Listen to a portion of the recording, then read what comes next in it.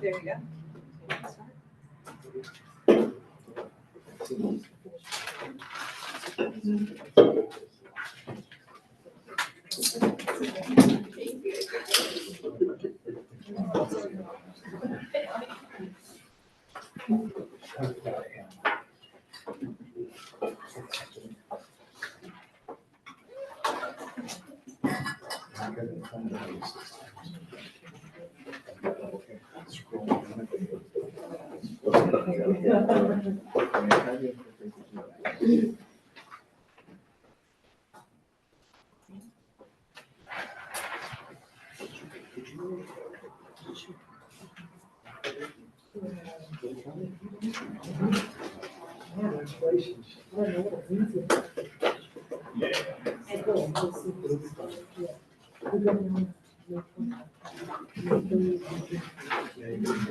All right, we're going to call the meeting to order at 6 p.m. exactly. Thank you all for being here right on time. We have a nice crowd from the public here. That's nice, and some online. So we will start with public comment, and I'll start with anyone here present that wants to make a public comment. Jen. Yeah. Hi, I'm Jen Boucher Dancer, Nominello County. Just a couple of things I wanted to share. As you all know, May is Mental Health Awareness Month. Also, the first week of May, May 4th through 10th, is also Tardive Dyskinesia Awareness Week. Tardive dyskinesia is a disorder characterized by involuntary and uncontrollable repetitive movements, often of the face, torso, arms, and that is often caused by the use of, or is associated at least with the use of some antipsychotic medications. So I just wanted to highlight that. I've got a couple of different flyers on it that I'll leave over here if anyone wants to grab any. One that's just a fact sheet, and one is also kind of a questionnaire that you can use to talk about it with your physician. So I'll leave these here, but just wanted to draw everyone's attention to that. And I know I will see some of you at least next week at NAMI Celebrate Hope and Resilience Luncheon, which we're really excited about. So nice to see you all. Thanks, Jen. Anybody else? Anybody online from the public who wants to make a comment? All right, we'll move on to approval of the agenda. Can I get a motion to approve the agenda? So moved. Chris, thank you. Second? Second. Dee. All in favor, say aye. Aye. Opposed? Abstentions? All right, passes unanimously. Approval of the minutes from April 16th. Any comments or corrections for the minutes? All right. And thank you, Christina, for taking this. I'll entertain a motion to approve the minutes. Nikki, Yes, I move we approve the minutes. and a second. Second. Okay, Melanie, all in favor, say aye. Aye. Opposed? Abstentions? Okay, passes unanimously. Any member announcements? All right. Chair report.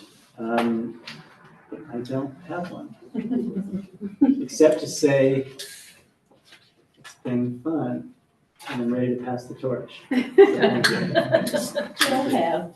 Huh? You still have the June meeting.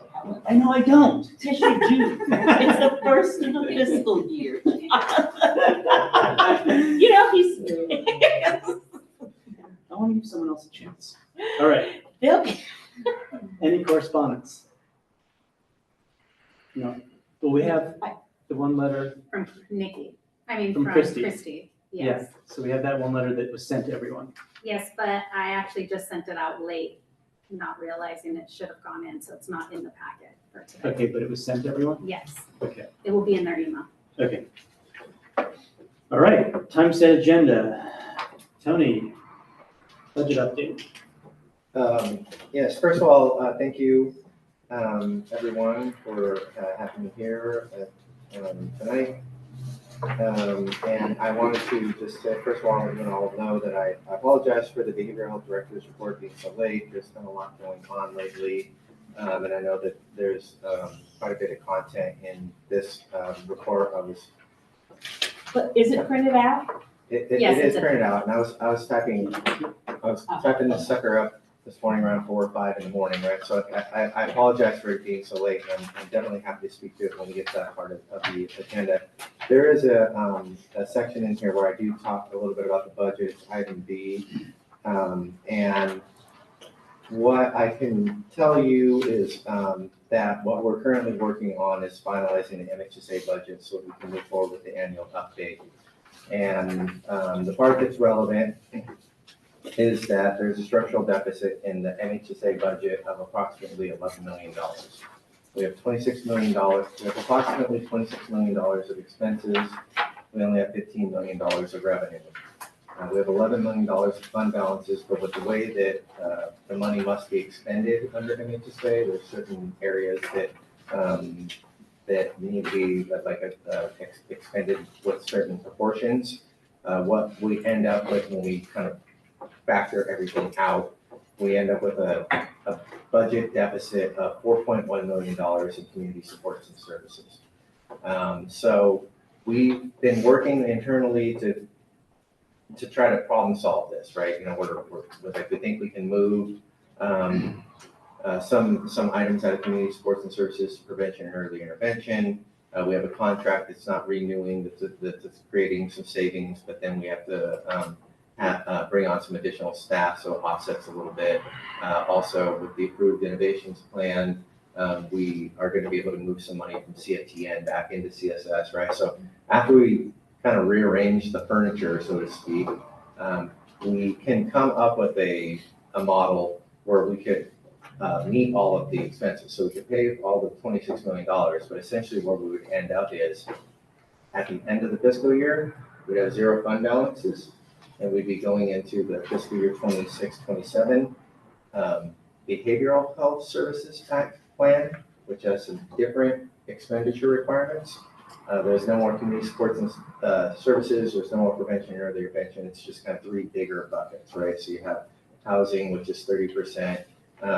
We have full service partnership, which is 35%, and behavioral health services and supports, which is 35%. And essentially where we would be is assuming if we make an assumption, which may or may not be correct, right? But the funding was the same this year, that we got $15 million of revenue again, and we were starting with $0 of fund balance.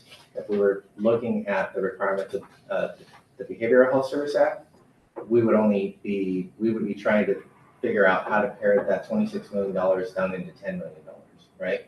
Because of the 15, we'd have to set aside approximately $5 million for housing. So it's not a great situation with Mental Health Service Act funding right now. And so one of the decisions that we need to make essentially is what's the best approach here, right? Is it that we fund the services that are in what I would call the status quo plan, right? That we fund the $26 million of expenditures for a year and kind of just deal with it on the other side with no fund balances, with the understanding that when we get there, we're going to have to cut stuff, right? Or do we make the cuts now, right? Or do we kind of have some sort of a tapered approach or something like that, right? But the reality is that at some point or another, we're going to have to cut something, right? Because unless there's like a dramatic increase in Prop 63 revenues, where we would not be able to fund all of it. We wouldn't be able to fund. I mean, we're going from 26 million to 10 million essentially, right? So it's a pretty concerning situation, I think, to say the least, right? So I think over the course of the next fiscal year, we'll be looking internally about how we can rearrange some different things with core mental health and trying to determine whether or not there are other opportunities for us to leverage the dollars that we have a little bit more effectively. But the gist of the direction we're likely to be heading, and which many counties are currently heading, is really taking a hard look at what programs are being funded and making some decisions about which programs ought to be the priority in terms of which programs are mandated and which programs are discretionary. And I've definitely heard the feedback over the last couple of meetings around we should really be evaluating which programs are the most effective, right? Which ones are we putting, quote unquote, thing for your buck, right? But we're also looking at some pretty significant requirements that are being imposed upon us by the state in terms of network adequacy and other issues where the state is starting to say to the counties, like, you have to comply with the contract that you have with the state. You have to comply with the contract that you have with the Department of Healthcare Services. And we're going to start imposing fines and sanctions if you're not doing certain things. So this, like, for one example is around providing day treatment intensive and day rehab services, which were supposed to be in place a couple of years ago, to be honest. And many counties are struggling to stand those services up. But it's a requirement, right? And that's something else that we need to carve money out of the budget to fit in. And so, again, all that is to say that we're having to make some decisions. I certainly would respect your input around what you think would be the best approach in terms of, do we like rip the Band-Aid off now or wait? And I know that Meg has I could see several people. Yeah. Yeah, I'm just wondering, I mean, if I will people stop keep talking. leaving, the problem may solve itself. Well, I mean, we're not making that much. I mean, I'm getting paid, but not $11 million a year, Meg? Do you happen to know off the top of your head, and if you don't, it's fine, the difference between what is mandatory and what's discretionary? So out of the 26 million, how much of that is actually mandatory? We're parsing that out right now, right? And part of the challenge really is that, you all know that you've heard this enough times, like Proposition 63 revenues are a really volatile funding source, right? Feast or famine, right? A couple of years ago, there was a lot of money, now there's none. And over the years, there are discretionary programs that have definitely been funded through Mental Health Service Act, but there's also core mental health programs that have been funded through Mental Health Service Act, right? And so there are some specific programs that are funded whole or in part by MHSA. So like, for example, our access team, our children's behavioral health team, just off the top of my head, as a few, there are definitely some mandatory services that are being funded by MHSA. And so I think that, again, my challenge, or whoever will not have interim before their name, if it's not me, right, we'll need to figure out how to, I honestly think it's just like you have to explode the budget, like our entire budget, and say, okay, where should all these pieces really fit, right? And do we put a mandatory service, do we fund a mandatory service with a volatile funding source, right?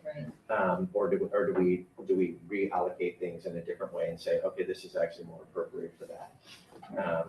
And maybe I also suspect that just because of some different changes as we have with our fiscal staff and our administrative team in Health and Human Services, that we're going to have a better understanding of our budget than we've had in years past as well. And we'll be able to do some deeper analysis than we've been able to do. But to your point, that is exactly one of the things we're looking at, because we're going to be going to the board on May 20th to present this information and to lay out some options to the board and request feedback from the board around, okay, what would you propose to do? And we'll be identifying, these are discretionary programs, these are mandatory programs at that time. Would you be interested in having one or two members of this board assist you in this process? Because I've often felt it would be nice to have some, a broader perspective involved in those decisions, because, the money is, the county's money. Mm-hmm. And if you're interested, I don't know if any members would want to volunteer for that, but if you think it would be helpful, I'm sure they'd be happy to help you. I'm definitely open to it. I mean, I'm going to be transparent with you, right? That there's some, political implications to some of the decisions we would be making, right? A lot of some of the things that we fund with the Mental Health Service Act are projects that are near and dear to a lot of people's heart in this county, and there have been some significant investments in terms of time and energy and advocacy, right? And some of those decisions are not being made in isolation, let's say, internally, right? And so I'm definitely open to finding a way to get feedback from members of the board if they would wish to, like, we could set up like an ad hoc or something like that, and once we get some of the numbers a little bit more distilled, to sit down and say, okay, here's some of the ideas that we're proposing, right? So I'm definitely open to that, but ultimately, we're going to present this information to the board of supervisors for that level of feedback at some point. Tony, can I ask about the money, the housing pot? That's gonna be how many dollars? Well, so again, that won't kick in until fiscal year 26, 27. So we gotta get through this next fiscal year Okay, first, right? Okay, When we get there, it'll be 30% of whatever our allocation is. okay, but here's what I wanna know. That doesn't all have to be spent, that isn't all capital expenditure money, is it? That's not my understanding. It doesn't have to all be capital So expenditure. some of the services and supports effort could go, That's our understanding, right? Okay. Yeah. So I part of just, it is so I have competing challenges. One is trying to get through this year. yes. You know what I mean? Yeah, I know, but I'm trying to think, But do then you really also, wanna cut when there might be another avenue for? Yeah. Okay, so fair enough, right? So we would still be in a position like we could say, oh, of this $26 million, all $15 million of it would count somehow, right? We would still have to cut 11, right? So- Yeah, no, Yeah, I'm yeah, right. I'm not minimizing it, I'm No, just no, saying, yeah. is there a way through We- this maze? That's really, Yeah, I think that part of it is like, in some ways, you're kind of figuring out how we're gonna make sausage when we get there, right? Because I think that, to your point, that we do know that there's some stuff that we're doing right now that we believe we'll be able to put into that area of the housing bucket, so to speak. Chris. So there's certain other programs that have a higher Medi-Cal reimbursement rate so that we can leverage that. So it's like you're reading my mind. Man. You know, I mean,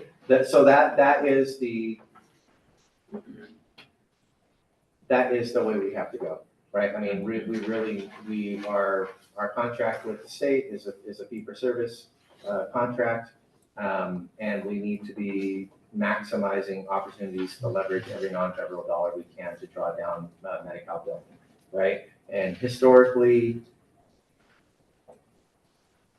and I'm going to have some liberty with, to some degree, assumptions and things that I do know about, right? So my impression and some of my experience, right, historically has been that we've established contracts with vendors where they weren't fully dependent on Medi-Cal billing, right? And we've established programs where, especially with MHSA funding, right, where the whole point was anyone could receive the services. They didn't have to be Medi-Cal beneficiaries and they didn't have to have Medi-Cal billing. And in some of these contracts that we established, when there was not a requirement for providers to do Medi-Cal billing, but they could bill Medi-Cal as a way to draw down extra dollars, it's almost a disincentive to bill Medi-Cal, right? If I'm a provider and I'm billing Medi-Cal, you might disallow it, right? Or I'm sorry, the county might disallow it, right? And so, and I'm not trying to speak negatively about No, any of I our understand. providers. it's a pain, But there's. and the oversight is a pain. Huh? It's a pain, and the Oh, oversight is a pain. it's all kind of a headache, right? Yeah. So to your point, Chris, we need to emphasize that in both our internal processes and our contracted processes moving forward, right? That we need to try to maximize Medi-Cal revenue wherever we can. But are there specific programs that are billing more effectively? Is that what you're asking? Well, if we have limited resources, if we have certain programs, if they're, say, equally effective, but one is generating more Medi-Cal revenue to drive more services than the one that generates more revenue. The other question, are we effectively doing the billing to generate the Medi-Cal? Or are there problems with that? And it seems as though fixing that billing structure is an investment in the future. With limited dollars, it may have some pain now that will pay off in the future. In that new system should have. That's the hope, yes. So to your first question, I honestly can't give you a very well-informed answer about which programs are generating revenue better than others, right? But to your point, I get it, like all things being considered equal, if we have a program that's generating revenue better than another one, then we should try to support that program. We have made a lot of progress in a very short amount of time recently about correcting some of our existing Medi-Cal billing challenges. And we've had a team that's been working on it, and they're pretty close to being caught up finally, we had a pretty tremendous lag where we had not submitted billing for a long time, and they've been rushing to get it all out. So we're feeling more confident that as we enter the next fiscal year, that we'll have a better picture about what Medi-Cal revenues actually look like for this past fiscal year than we did entering the last fiscal year. So I'd like to appoint an ad hoc committee, a couple or three of our members that are interested in to work with you. But I'm hoping we'll be involved in the process. It'd be good for us to know how the sausage is being made. We realize there's a lot of competing interests, in terms of what decisions are being made. I think people understand that. But I think it would be helpful, hopefully helpful for you, but helpful for this board to be somewhat involved in this important process where some really important decisions are being made. I'm okay with that, and I will do my best to involve the members to the degree that I think it's realistic. We're on a pretty accelerated timeline, because we're preparing for more presentation on May 20th, right? So, if you appoint an ad hoc, I'm happy to meet with them when I have a little bit better information, and I can definitely help your ad hoc have a better understanding about how we're getting to where we're getting, right, and request their feedback. Okay. Who would like to be on the ad hoc? All right, Jen, Nikki, and Meg. Okay, Jen, Nikki, and Meg. Okay. Got that? Okay. I can make a suggestion. It might be effective to have a separate ad hoc for the new fiscal year as we go into the new transition, or if you have the same one, do it. But I think that transitions the new funding structure with the 30% for housing. How do we have an ad hoc for that budget year pointing now? Or if the same one could continue. The ad hoc needs to be for a period of time and a purpose. Anyone have any comments on whether we should have two separate ad hocs or just keep the same ad hoc? I agree. Keep the same. Okay, I agree with that too. So we'll keep the same ad hoc for this confined period, looking at those budget for this year and then for the upcoming year. So that ad hoc could go on for the rest of this calendar year. Yeah. All right, thank you, Tony. Yeah, no problem. Okay. Okay, we're ready for the presentation on the Prop 47 Cohort 5 Community Engagement. The slide's gonna go up, or who's gonna? Okay, if you were on the board in January of 2022, got a presentation like this back when I worked in the DA's office. Actually, Joe Doty's in the back was one of the presenters. And we talked about the Prop 47 grant. Tony and I will be doing it today. I asked to get this on the agenda because this is for community feedback on what to do with this grant funding, what the project should look like, not what the project is going to be. And so we can go to the grant summary. So right now we have cohort 3 of the Prop 47 grant, which is the Connections to Care program. And I believe that funding goes through March 1st of next year. If I have that correctly. And so the Board of State Community Corrections is the funding apparatus or the government entity that the Prop 47 funds flow through. They manage the grant. The purpose is fairly straightforward. We're looking at providing mental health services, substance use disorder services that may involve a diversion program for criminal justice involved individuals. The target population there is in the RFP.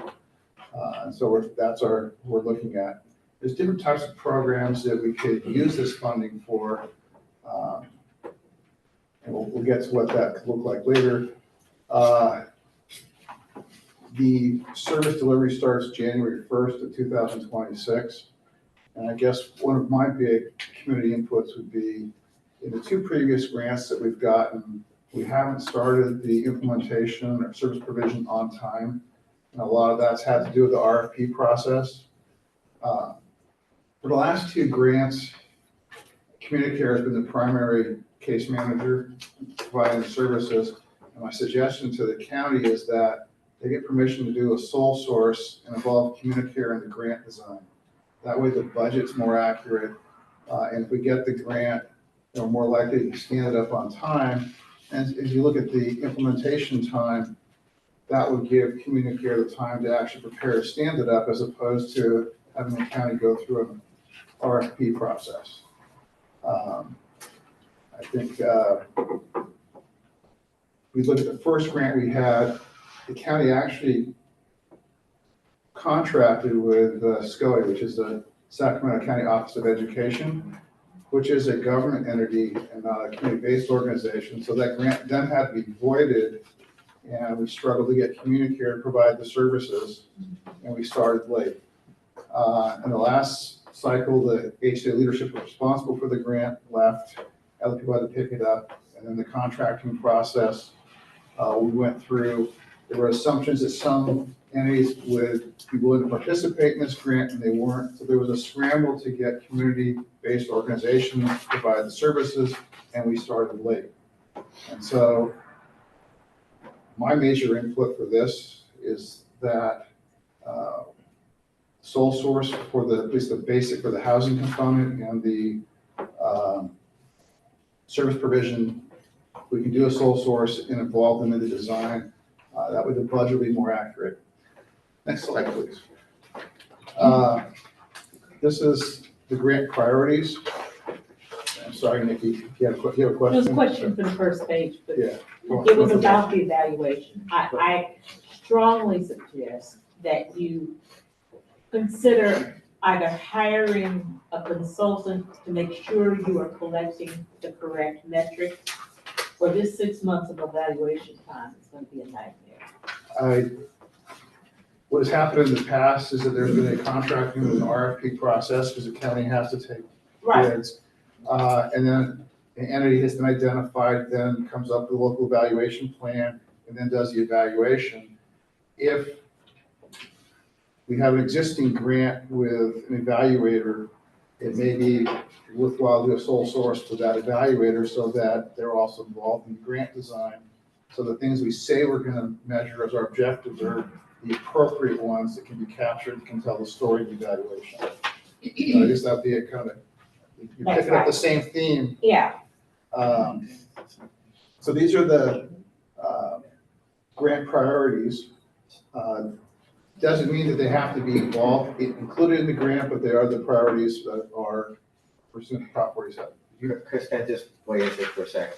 So the sole source piece is really gonna be dependent on whether or not we can get permission to do that, right? You know, so I mean, we have to deal with our procurement, and there's rules, and I've dealt with the rules. I just heard the other day that, you know, people can be charged with misdemeanors if they don't follow those rules. I was like, I had no idea about that, right? So, yeah, definitely, I mean, I agree with you that the contracting process is a big challenge, right? And it's always been a challenge with many of our projects. And so to the degree that we can try to circumvent that legally, then we would There are definitely, county we would rules and definitely, we would priorities. all love to do it on this. For that, I was hoping we had a board member representative here listening to this part of it on the sole source to get Okay. it up and going also. Yeah. But there's supposed to be someone from the board or representative present. I can't tell from looking at there is.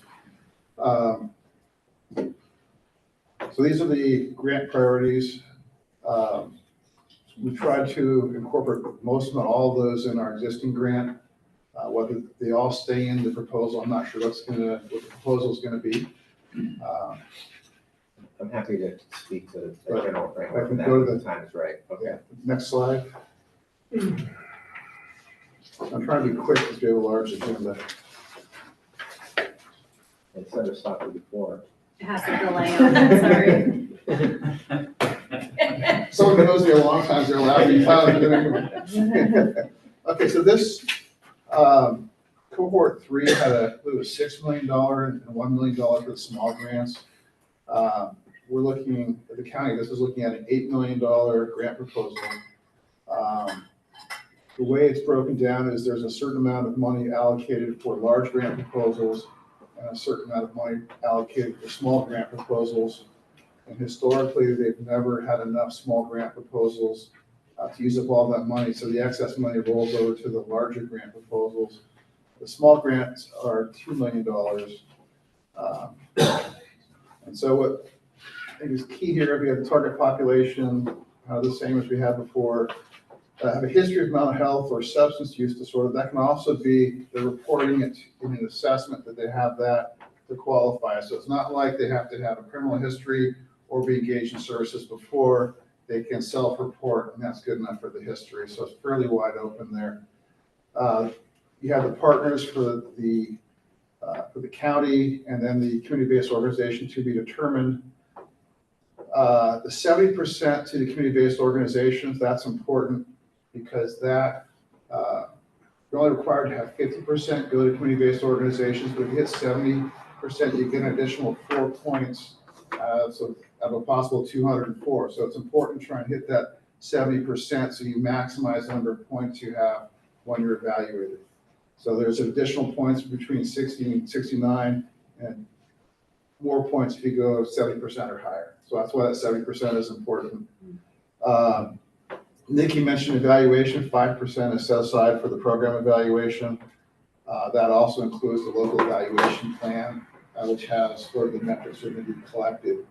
The grant has proposed metrics, but sometimes the evaluator may want to shift things a little bit to better tell the story. And then 25% can go to county partners, depending on how that is used. It's been used in the first one to pay for a probation officer. It's been used to pay for a paralegal for the DA's office. The current one has some expungement, but I'm not sure if that's actually happened or not. That's allocated for it. So that's kind of how, I'm sorry, What does that mean? expungement.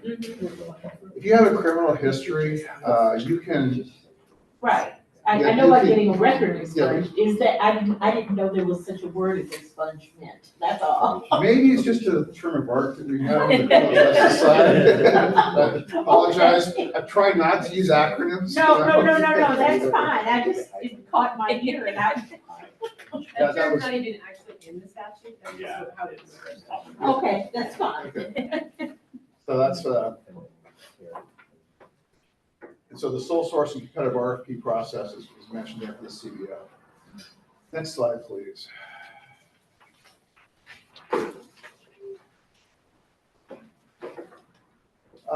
This is the stakeholder engagement plan.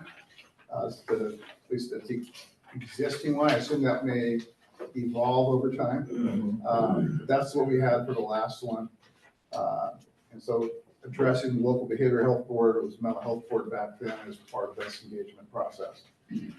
There'll be a local advisory committee, a steering committee that is supposed to be a diverse background. So you could have a former customer, you could have a member of this board, you could have something from the defender's office, DA's office, or HSA on it. And so we're trying to get a wide variety of individuals on that local advisory committee. If someone's interested in serving on that, I'd let Tony know, I guess, right now. Next slide.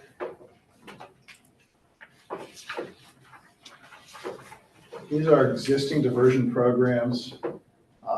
and also identified gaps.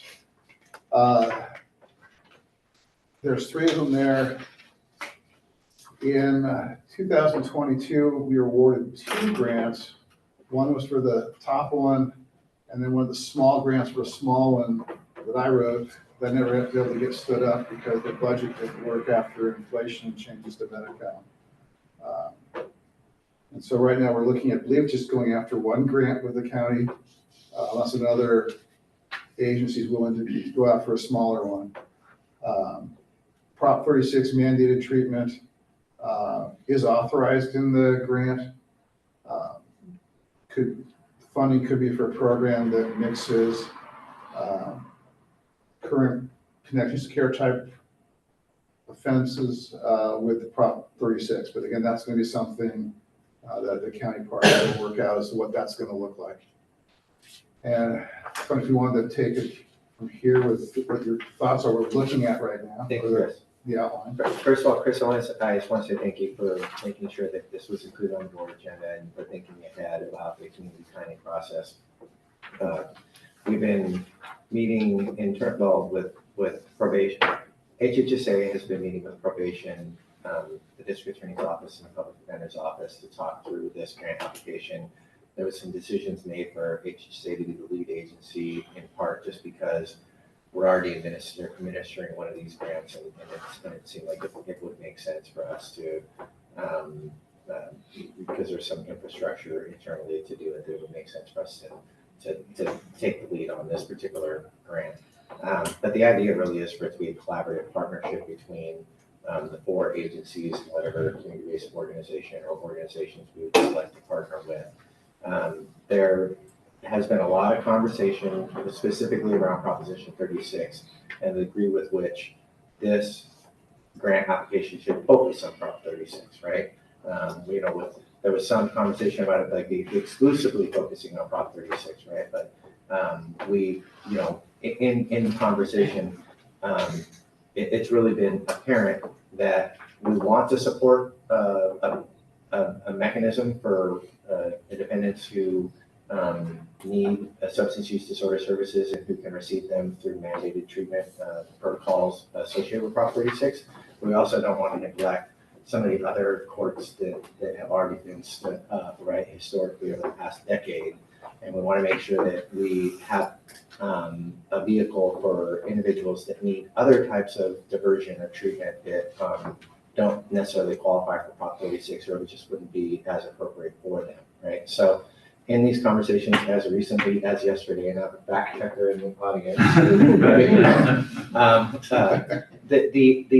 the idea currently is that we would develop like one program essentially that could serve a variety of different needs, right? And so we'd have representation from the Health and Human Services Agency, probation, district attorney's office, public defender, and our community-based organization partners, with the idea being, and again, this is like a hypothetical scenario, but something like, you meet weekly, we get referrals for the clients that need to be served, and then there's some decisions made about how to best serve them, right? And it could be Prop 36, it could be individuals that need mental health diversion, it could be a variety of different needs, but they're all kind of coming through a single point of access and then being dispersed out from there. The idea also would be to create some sort of a governance structure with that body, the hypothetical body, to allocate the funding for maybe like something unique, right? Like, so you have a specific client who has a specific need, and perhaps the funding could be used in that way. So that's the current concept at a big picture level.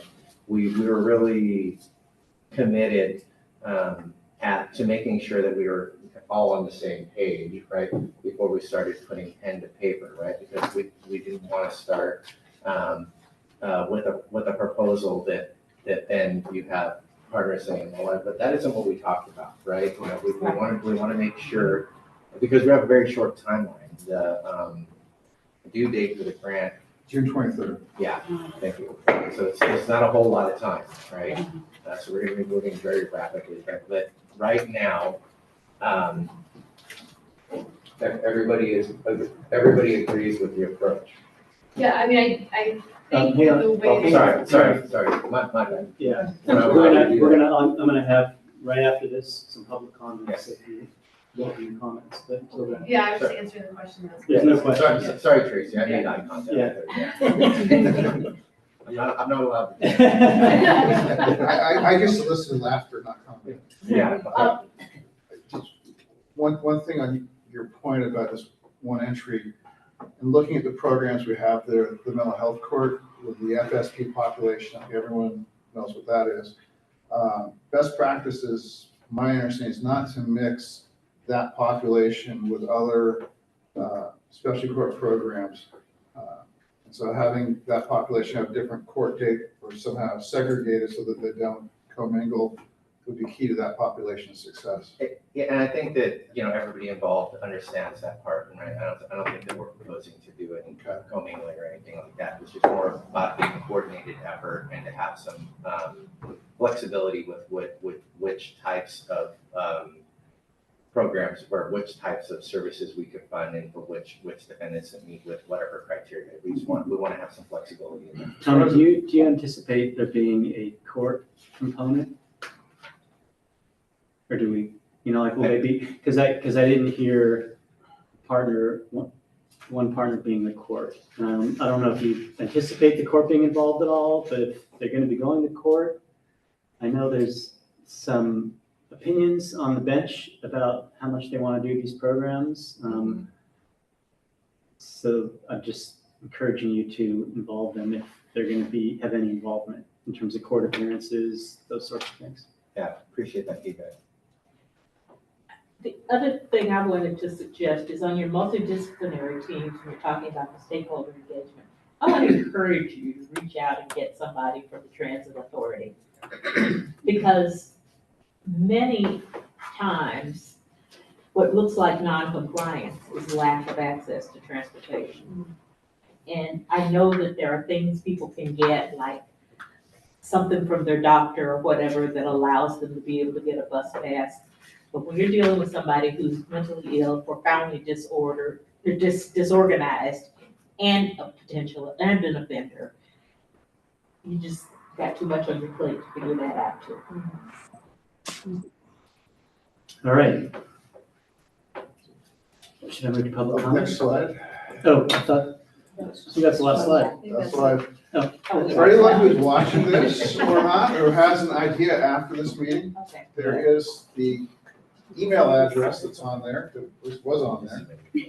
Unless there are any comments from board members, comments or questions from board members on this? I'm just saying, to any of the public who wants to make a comment about this grant, they can send an email to the Prop 47 grant@yellowcounty.gov email address and make suggestions to the grant proposal that way. This is an outreach component, so anyone in the audience has that ability too. Any questions or comments from board members? Public comments on time set agenda, either the budget update from Tony or this presentation. Yeah, the only thing I was gonna say is, my name's Tracy Olson, I'm the public defender. Joe Gopi is here, he's the supervising public defender of our mental health team and knows pretty intimately how these courts work. I think our main emphasis is to make sure that this is a needs-based approach. We don't have like a car theft court, we don't have a robbery court, right? We have courts from people that suffer from mental illness and people that suffer from addiction intervention courts, or addiction. My understanding, I think that one slide about target population could be just slightly more accurate by removing the less serious language before crime.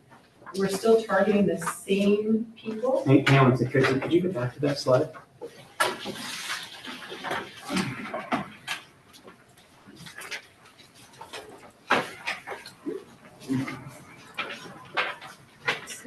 What, the copy? There you go. No. Next one. It's resetting itself. Yeah. It has its own thought process going on right now. It has like 3 squares. Not squares, rectangles. If I could address that language, I believe that's in the RFP for less serious, which are the Prop It's 47 not- it's the offenses, system is not right. which used to be felonies, are reduced to misdemeanors. That's where that less serious language comes from, it's actually the RFP. Yeah, so it doesn't matter if you have a slide or not. I think that our emphasis is making sure that we're not losing ground by going backwards from the services we currently provide. And we currently provide very important services for people that are severely mentally ill, very important services for people that, that a wide range of behavioral health issues. So I don't think that we're targeting with this one less serious crimes. It's just we're targeting people that need help. That's my only big thing, to the extent that it might matter, because this is outreach for the public. But the only other logistic change that might be too nuanced for this group is that we're now going to be looking at court orders. So people are court ordered into diversion versus a collaborative approach, because right now we don't have the district attorney as a partner in that. The district attorney has decided that they're not going to be allowing anybody into mental health court or addiction intervention court or mental health diversion, because they want to focus all energy on Prop 36. And I think what this body needs to be very clear about is the current step diversion law applies to about 95% of the people that go through our system. 11395, which is also known as Prop 36, is going to apply to about 10% of the people that go through our system. So it makes no sense to me to divert funds away from 90% of people to only focus on 10%. And that's what I think we've achieved a level of consensus about through the meetings that Tony's talking about with all partners, is we're not going to be focusing solely on Prop 36. We're going to be over our dead body, focusing on the same people that need it that we always have. All right, thank you, Tracy. Any other public comments? I have, Thank you. I haven't heard much about, they're dissolving the contract for the Hope Cooperative. 206 mental health clients are going to be referred back to Yolo County. And I wanted to know how that was going to. Yeah, so that's going to be covered. We'll pull that item in the mental health director's report, which is coming up next. So that's in the report. I don't know if you have a hard copy. Yeah, and you can read that. And as a matter of fact, what I was thinking, how are we doing on time? What I was thinking we could do, if people want, because we're a little ahead of schedule, is if people want, we can take a little break so we can read the mental health director's report. If people like that? All right, so let me just finish this up. Any more public comments from those present in person? Any public comments on the time set agenda items 7 and 8 from those who are here virtually? And thank you all for showing up. I really appreciate it. It's a big crowd. Any public comments from any of you?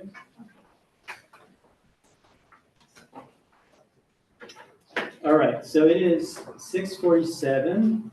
We are about seemingly a half hour ahead of schedule, but I do think the item 9 will take a little longer than 15 minutes. So let's would 10 minutes be enough? Take a 10-minute break, and everyone can read the report, and then we can move on from there. I don't know how many. Again, I apologize for late. No problem, we understand. The smaller grant.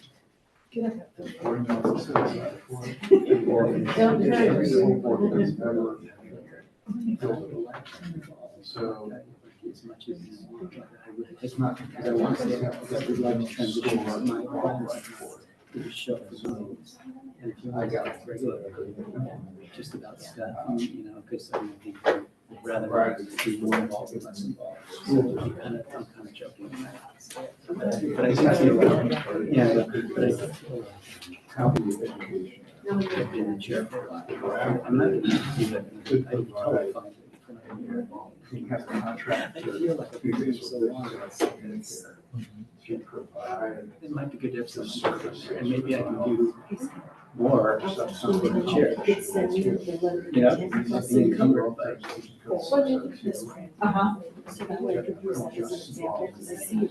Yeah, for sure, for sure.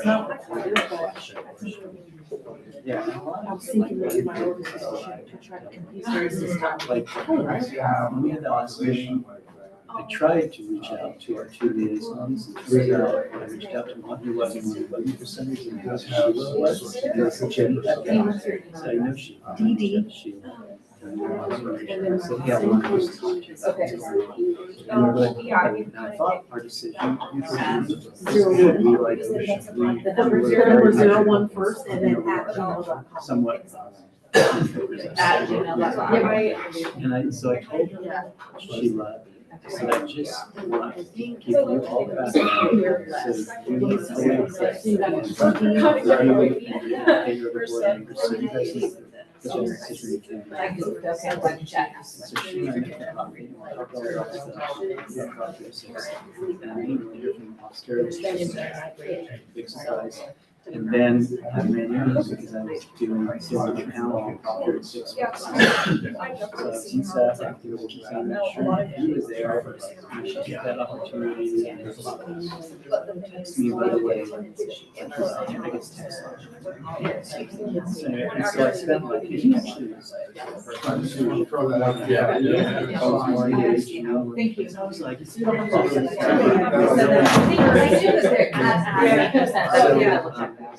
I briefed them, and then at least they were somewhat. This meeting, occurred first Monday, which was the day before supervisors. That, you know, it wouldn't be busy.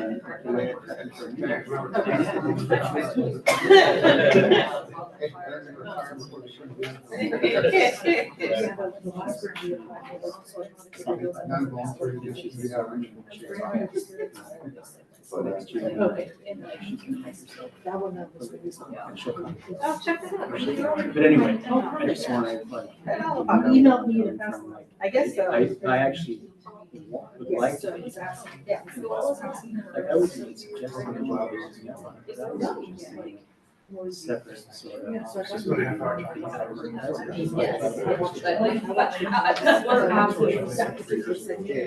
There's no reason why we can't, I just, maybe, good connection for us. maybe it's.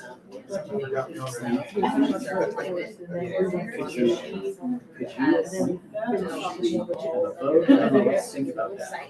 With their climate committee, which is Right. in addition Yes. to. Yes, and there's no reason why, well, we can't do it in private, which is a big deal. So if you.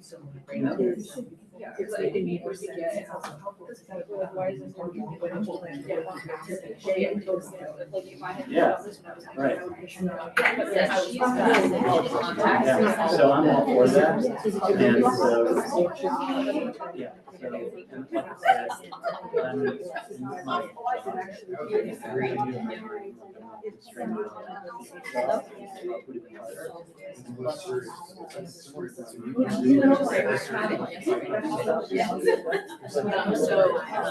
So I'm. And what was written on the Right now, we are not responding. I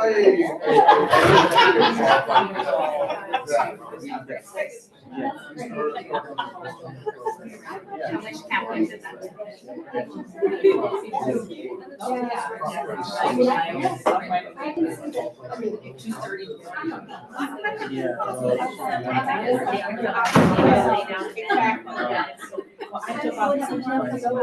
So during this whole day, I give them all those things. And they did a great job. Yeah. We're gonna vote. Well, I wouldn't think that. Yeah, I think, and if it's hit or miss, I think we should do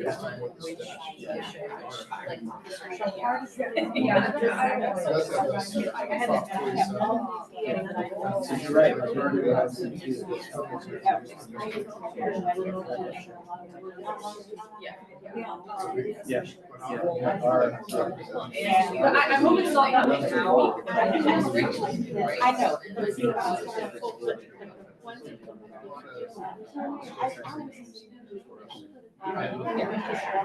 Okay, all right. I realized I don't have to. Oh, cool. Okay. Awesome. Yeah, Kate's great. I know, but I didn't. Yeah, actually, I But I have. Another See, I did a little Googling.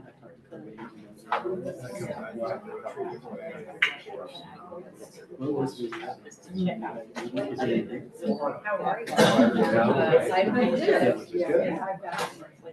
Yes, I read that today.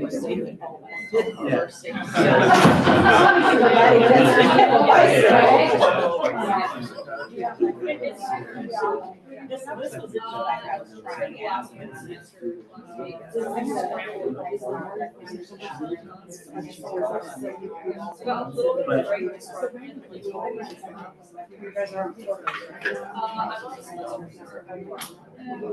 I was wearing my helmet, so it's.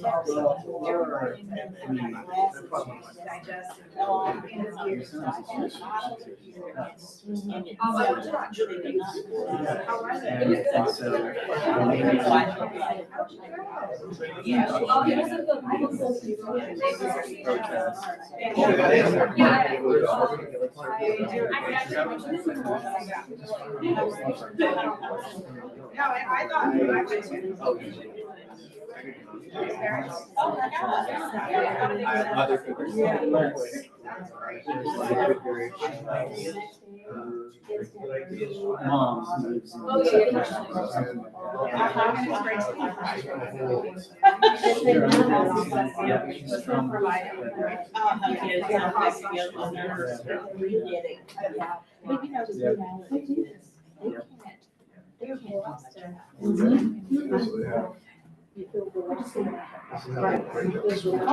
There's one, right? Additional points. It's all that.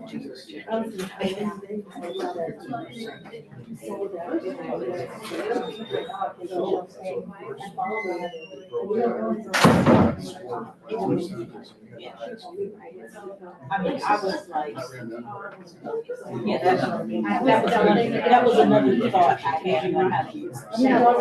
I just wondered. I have regular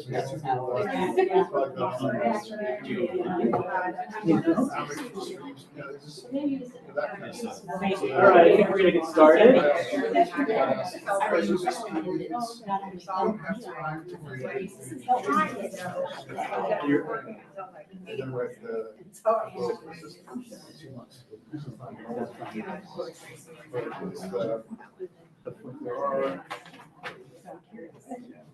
Ways of doing it, so we did the. You ready, Christina?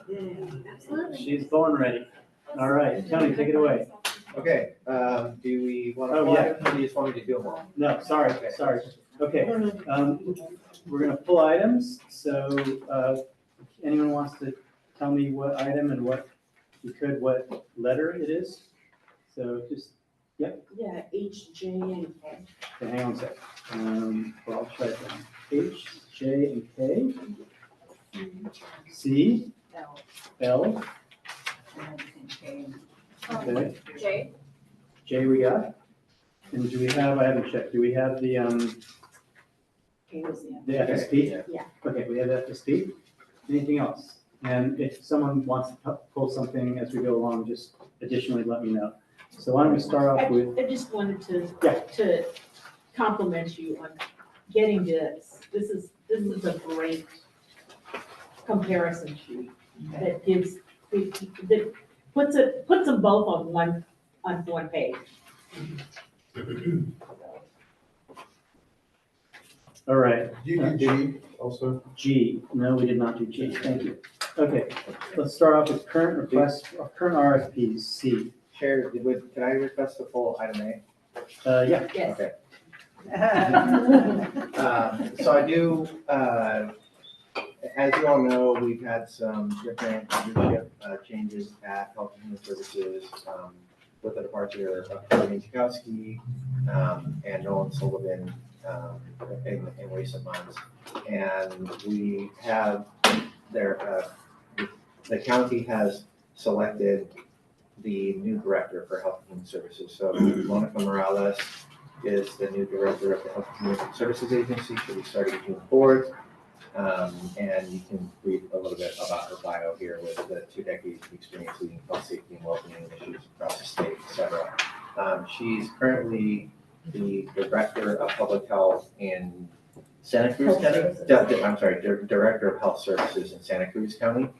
And is highly regarded from everything that I've heard, right? So she will be here in just a few weeks. And our interim director, Joan Flannel, will be stepping out right around the same time. So Monica will be coming in on June 4th, Joan will be going out on June 6th. Additionally, Samantha Busselman, our branch director for adult and aging, is moving on to a position outside of the county effective May 23rd. Samantha has come and gone from Yolo County several times in the past 30 years. We're always sad to see her leave, but happy when she comes back. So everybody who works with her knows that she makes decisions thoughtfully. She gives the benefit of doubt for others, and I admire for it. And I'm grateful that we worked together two of the past 3 times. So I mean, you know, That's true. that, you That know, is true. three out of 4 is a possibility.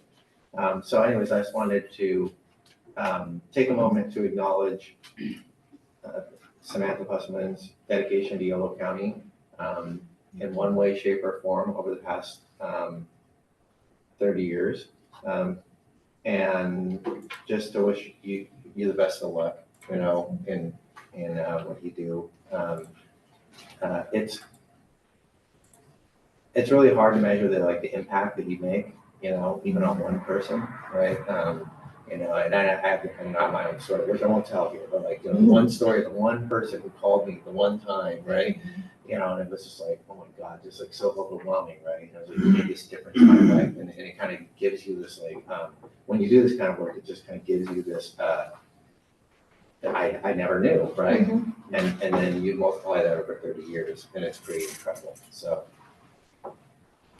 you know, thank you, Sam. Really.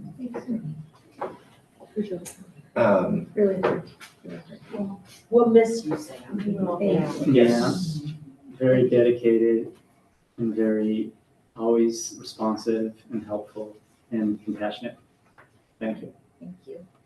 So there'll be a little bit of restructuring internally temporarily. So we have the Child, Youth, and Family branch and the Adult and Aging branch. We're going to pull all of the behavioral health components out of the Child, Youth, and Family branch and have sort of like a behavioral health branch, which I will be the interim director of. Sam's current deputy over the Adult and Aging branch will be the interim director over what will be like a social services branch. So it'll be child welfare, public guardian, adult protective services, in-home support services, veteran services.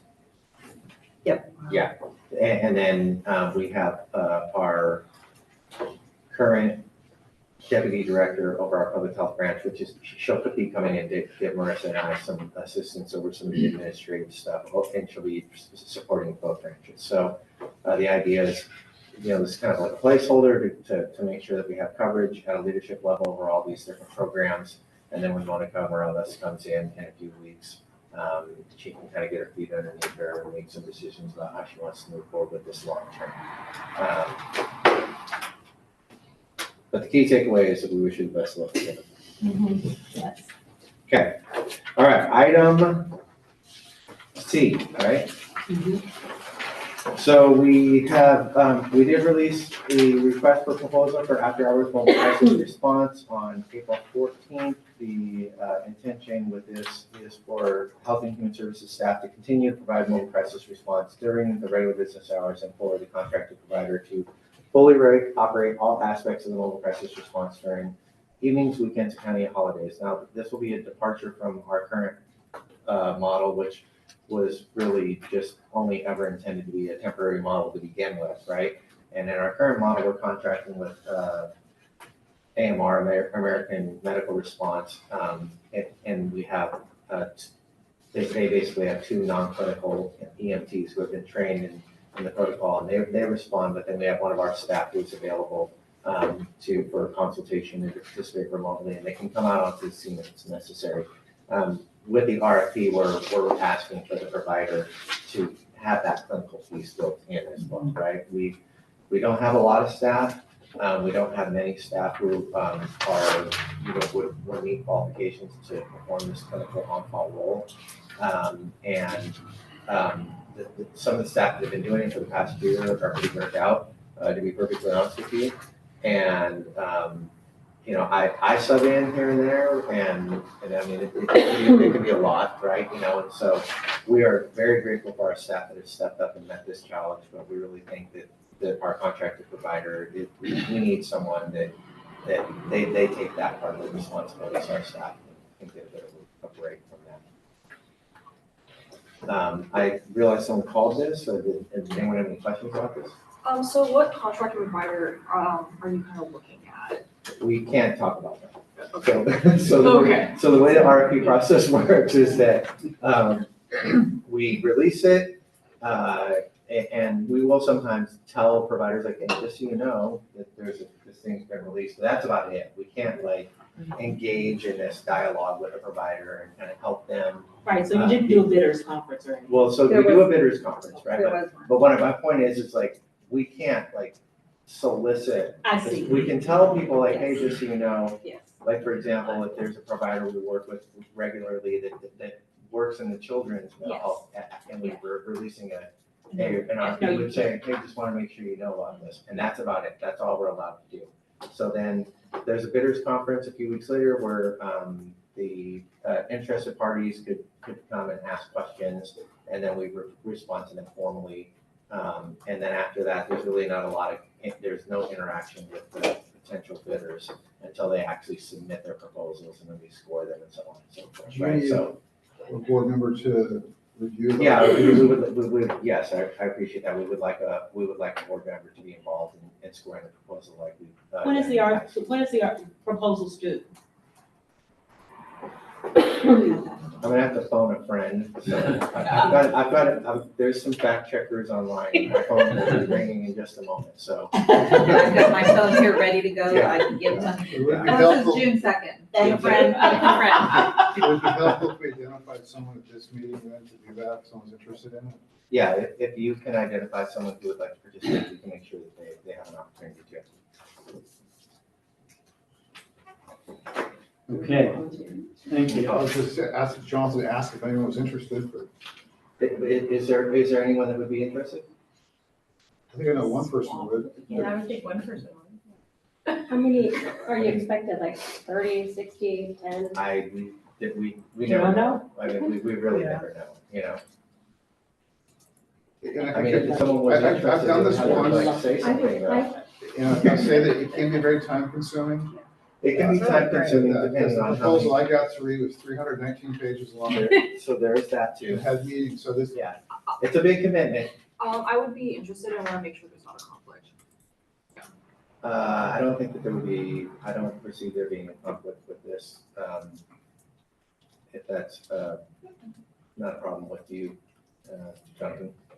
Okay. if the one came up, you just have to step back. I think she's thinking of a different conversation. Maybe we can always talk about it. We- Yeah, we can talk about it. We can talk about it outside of this, Yeah, and so if there is not a conflict, we'd be glad to have you. Yeah. Okay, sorry. The other thing, I wanted to bring up with this is this, moving towards a contracted provider for after hours? Is this a temporary move or an indefinite kind of move? I would say indefinite, right? I mean, at this particular point in time, that is the approach we're looking to take, right? We're just trying to run it 24 hours with county staff is not really feasible right now. Okay. Now, something could change in the future, I don't know, right? But at this point in time, I don't. And we're hoping something will, but I maybe not this. I don't think it's realistic, Yeah, because I'm kind of seeing there's already existing issues with continuity of care, and if we have multiple agencies kind of providing care, then people might kind of slip through some cracks. Yeah. But then I understand right now the funding environment's difficult, so then we just kind of have to make do. So one of the things in terms of like Medi-Cal billing, that could be revenue, that could be helpful to the county is this, right? There's no current requirement for Medi-Cal match, and the county can generate approximately $4,000 of revenue every time they respond to a call, right? Now, it has to be a Medi-Cal beneficiary, and we haven't limited it to Medi-Cal beneficiaries. What's happening currently, to be honest with you, is just due to capacity, we have not been able to fully stand up the after-hours component. And we believe that there is demand out there that we're not getting it, right? And so the idea with having a contracted provider that's really dedicated to this, time frame, in the evenings and on the weekends, is to help to meet that demand, right? And so I definitely understand your concerns, Kimberly, but like, this really is the best path forward, we think, right now. Oh, yeah, I am. Yeah, and then just one thing I want to say, I really appreciate you commenting on that, Kimberly, about just the continuity of care. And I can guarantee you that that's going to be a priority for us to ensure that there's appropriate transition between the treatment teams, between our daytime crisis team and our after hours. We have a model of having done that in the past a long time ago within my 30 years. And I have real confidence that we'll be able to make sure that there's that appropriate transition and continuity Yeah, of so care. there's both sharing of information, and there's also kind of like quality of care. Yep. So making sure that that's the same regardless of what time of day people call. Mhm. So I think that's a really good point. I appreciate that. thank you. All right, item G, CARE Act. So I have, Let's see, do you want to present or should we see what? My question was, how many participants do we have that actually engaged? one moment, please. Or if you, if we can just get numbers on participation in the next meeting, that'd be helpful. Sorry.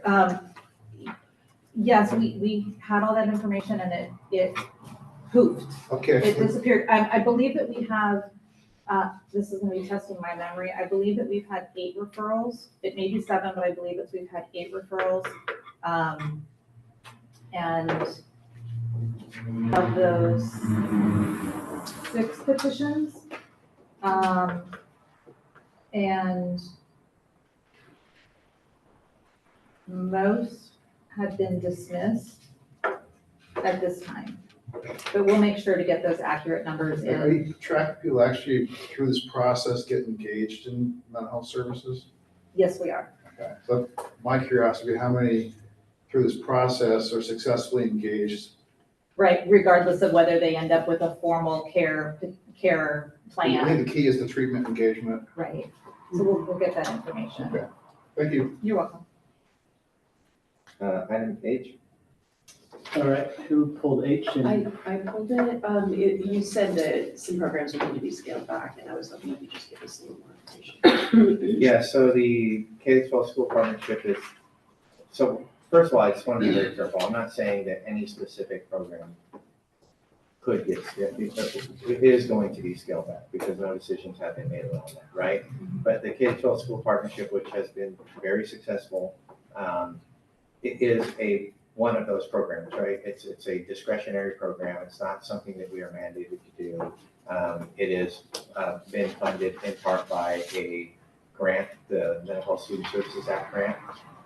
And so we use Mental Health Service Act dollars and Mental Health Student Service Act dollars, so MHSA and MHSSA to fund the project, with about 60% of the funding coming from the Mental Health Service Act. And the grant is set to sunset in December of 2026, right? So we met with the district superintendents earlier this week to discuss kind of where we're at in terms of budget and trying to figure out the best way to strategize moving forward, which might potentially include if there was a need to do some budget reductions with the MHSA budget, that we might be able to pull some of the grant funding that was allocated for fiscal year 27, 28, right, and pull it into the, in fiscal year 26, 27 into the next fiscal year, right? So we're in pretty regular communication with the school districts about where we're at and how to work through this. What is likely to happen is for us to partner with the districts in serving Medi-Cal beneficiaries and kind of helping to coordinate what that might look like when the schools start using the multi-payer fee schedule, right? So for those of you who may not know, it was originally called the all-payer fee schedule, but then because the legislation was essentially that, yeah, it was the all-payer fee schedule, and the legislation was that districts would be able to bill any insurance type for any kid, and then someone discovered that there were some loopholes, and so now it's the multi-payer fee schedule, but essentially the districts will be able to provide mental health services and bill through a third party to receive payment for that. So we're trying to partner with the schools as they're standing up those services to have our services eventually transition to probably be a model that works alongside of that. What we're losing in the process though is potentially are these tier 1 and tier 2 services, which are not like the intensive mental health services. And they're more services that are intended to reduce stigma, or to provide like sort of general training to students and teachers and stuff like that, because those are not Medi-Cal billable services, right? They're services that we're able to provide through Mental Health Service Act or through the grant. And so we're trying PEI is going away. and we're trying to work with the districts on how to balance that out. And so some of the districts almost anticipated this, and they really invested heavily with their local control dollars, right, to build tier 1 and tier 2 services in the schools, and have really focused on requesting tier 3 services from the project, right? So again, each district has different needs and different resources, and we're working with them, but to your point, Sue, there is a potential that we may have to scale that project depending on what decisions we make with NHSA overall next fiscal year. Thank you. Yeah, no problem. All right, excuse me. Item J, crisis now. Two those questions. Okay, so I heard that the board meeting on April 29th was something to watch more than once. Bring popcorn next time. Yeah, so, as we discussed here on April 16th, the funding for the Crisis Receiving Center wasn't panning out exactly the way we thought it would, and the county had some pretty difficult decisions to make in terms of the county's overall budget problems. And at the board meeting on April 29th, the board of supervisors really was faced with a pretty difficult decision, right, about what to do moving forward with Crisis Now, which the goalposts seem to have been kind of be pushed out every time, right, and ultimately the decision was made to essentially reclaim $2 million of dedicated funding that was flexible, that could be used to address some other gaps in the county's budget. But with the idea that we would use the remaining $1 million of that particular funding source as ARPA funding, and along with other fundings that have been dedicated, other funding that is dedicated to this, to engage in a 1-year pilot with 2 different options that we're exploring. So the first option are 2 different facilities that we're looking at in Sacramento that are already providing these services or similar services. So like a behavioral health receiving center and an intensive services unit. And the idea with that is these are providers that are already providing the service. It would just be a matter of transporting our clients to that location and making sure that they get back to where they need to go. The other option was working with one of our existing providers in Woodland that's providing a similar service to expand their scope to create an opportunity for their facility to be used like a behavioral health receiving center. We're actively pursuing both of those options right now. And just as recently as yesterday, we got permission to do a sole source with one of the facilities in Sacramento. And my draft got thumbs up. Okay, and right. So that speeds things up quite a bit, as Chris pointed out earlier, right? And so assuming we can get into contract with this facility, then we would be announcing it with much fanfare as quickly as we could, right? We're still continuing to have conversations with our existing provider in Woodland, and we feel like we may have reached a tentative agreement that would allow us to also develop some capacity there. But we're a little too early to start talking about that just yet. And you can't say who any of these providers are yet. either. Can we say I who's don't the know. sole source? I don't know, I I don't, don't think we can yet. Yeah, I don't think We we can't say if one of the providers is one of the ones we get. That's what I was wondering, yeah. Well, one of the providers we were looking at may be one of the places you two got to see. Not that many. How are you Not going that to many. transport these? And so that's the part we still need to work out, but during the evening, I believe we can have AMR do. the transport. AMR can Yeah, do I don't think that that's gonna part. be a problem. Right. Will the receiving centers in Sacramento be able to take 5150s? That they're not intended to take 5150s, and so, I mean, the receiving center was never intended to be. Replace So, 5150s. so all the 5150s are still going to Sutter Davis or to the Woodland? If someone requires a 5150, we have to take them to a hospital, we can't take them If you're to. medically cleared. Yeah. If you're medically Yeah, so this is intended for people who are in crisis that don't meet, they don't meet criteria for a 5150. So they wouldn't have to go to the hospital first, they can go directly. Correct. Yeah, but Yeah. the thing is, like, in creating kind of like different levels of emergency mental health, like people with the highest severity are still going to be interacting with police and then hospital.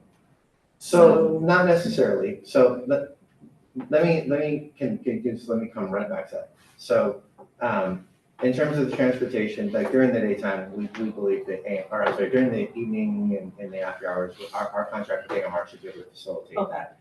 During the day, we're gonna figure that out, right? Our staff are the ones who are responding to these calls, and we'll figure it out. The facility in Sacramento is not too far for it to be a problem. These are all gonna be people who are voluntary clients in the first place and not on a 5150, so we don't anticipate it's gonna be too much. But I was just can I say? Yes. So, just so everybody, because it's been a while since we really talked about crisis now. So just to clarify, is there an immediate, because my understanding is that there was this 23-hour chair, right, which was not required. So it's not a 5150 level of care, is that still the same? Yeah, so, the crisis now concept was this, a place someone to call, someone to respond, and a place to go, right? And so none of the other stuff is gonna change, right? So to your point, Kim, the idea really isn't for law enforcement to be the one to go out and engage someone who needs to be on 5150. It's for our crisis response team to do that part, right? And to make some decisions about, is there a way for us to de-escalate people and to avoid a 5150 when it's not necessary, and potentially not escalate the situation where a 5150 might result, right?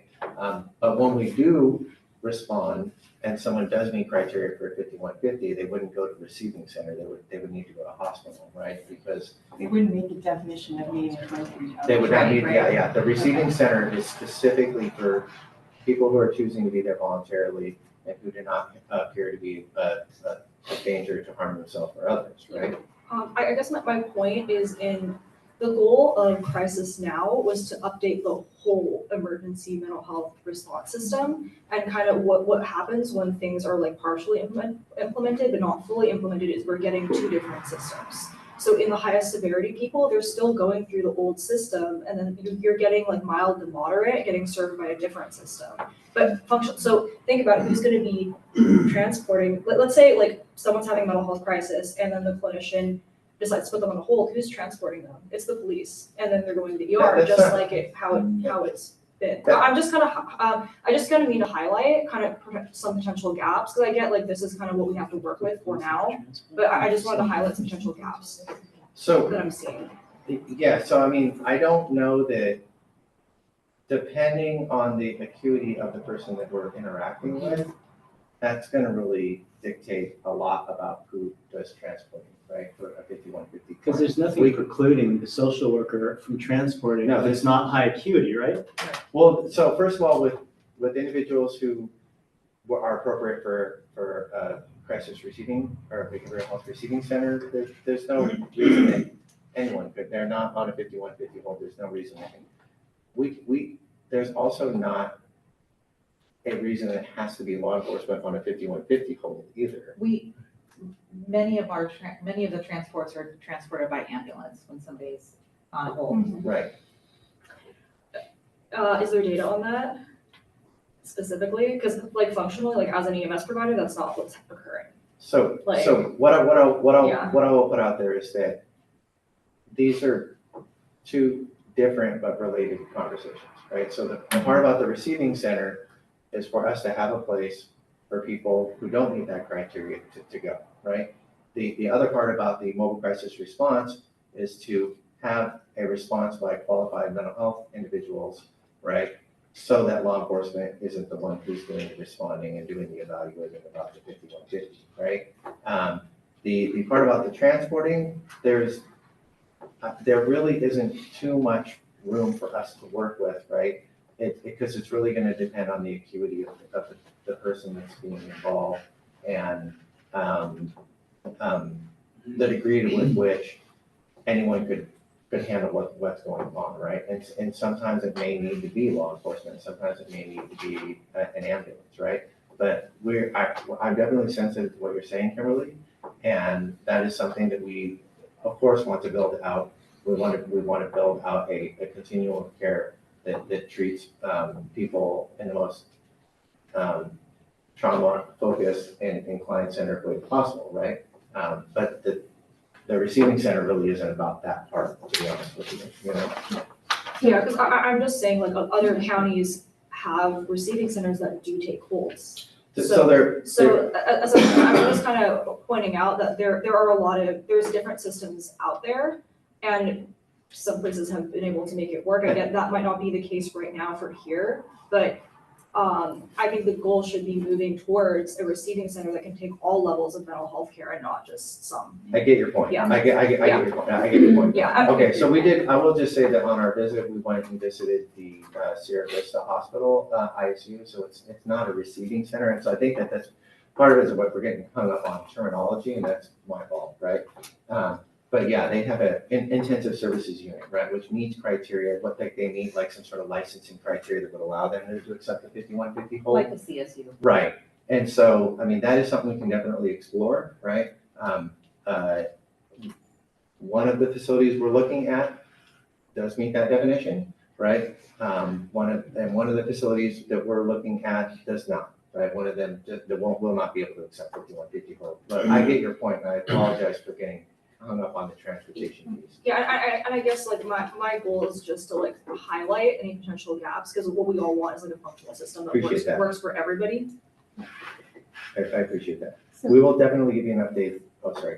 All right, so quick question. So if I remember correctly, Carlene, the consultant suggested we need 7 chairs. That's Right. correct. And so are you looking to contract for 7 chairs? And if so, could these chairs also, so I think back to Kimberly's point, if someone is taken to the hospital, they're on a 5150 hold.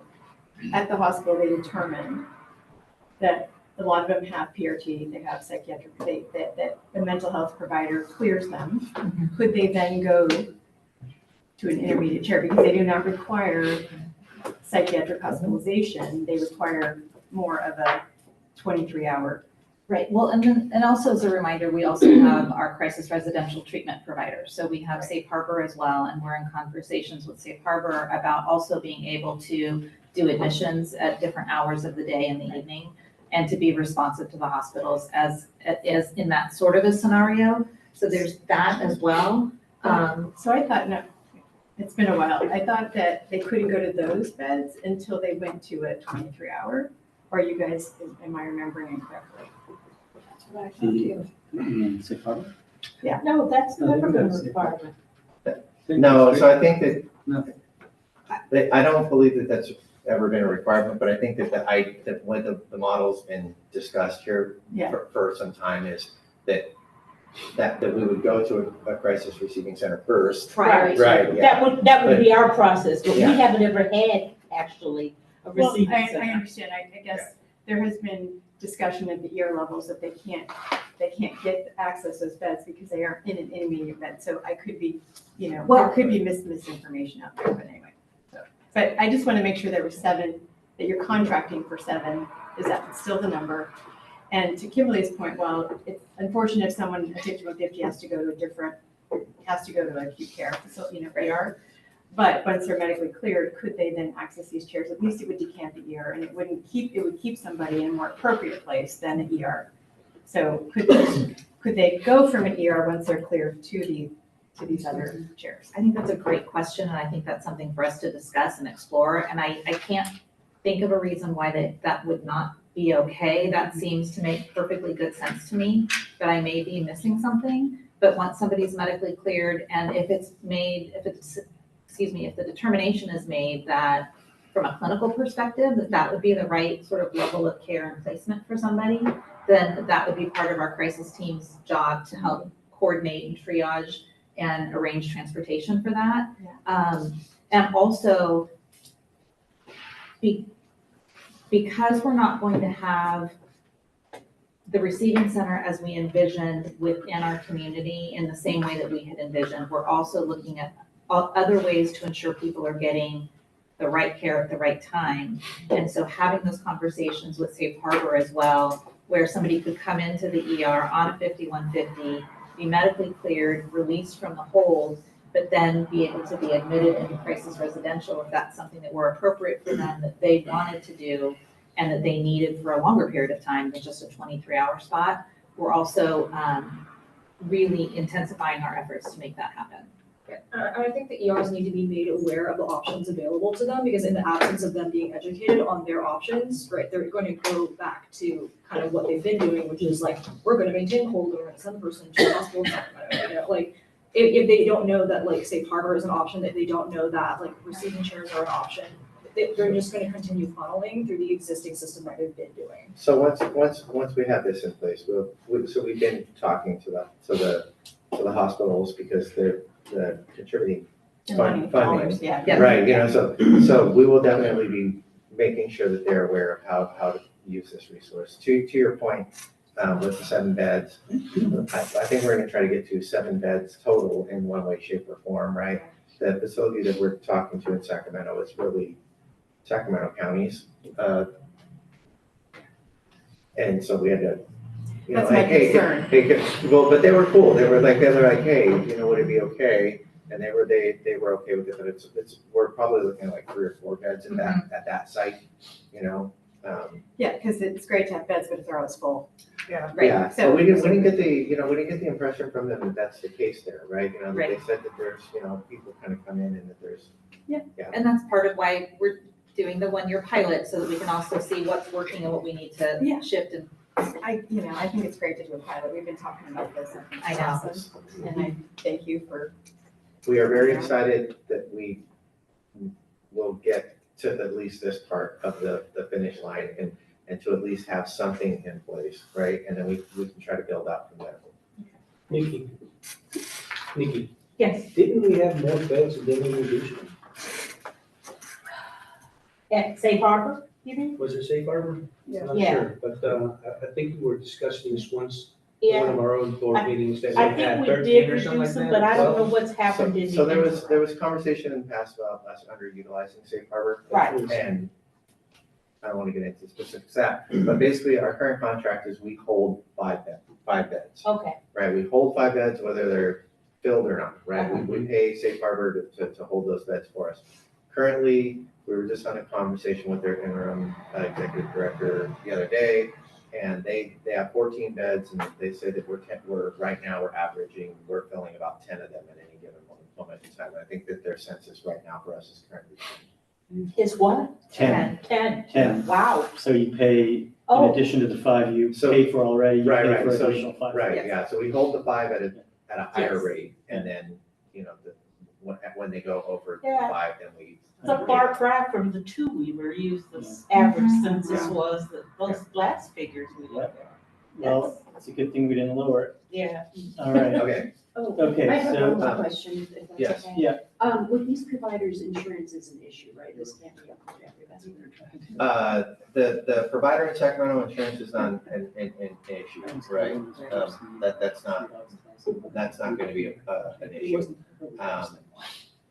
With the provider, with one of the other providers we're looking at in Sacramento, we don't think their insurance will be a problem because they can actually accept any kind of insurance, but that they would be a good determination of who they couldn't accept if we were to get into an arrangement with them. And with a provider in Woodland, they would need to be Medi-Cal insurance.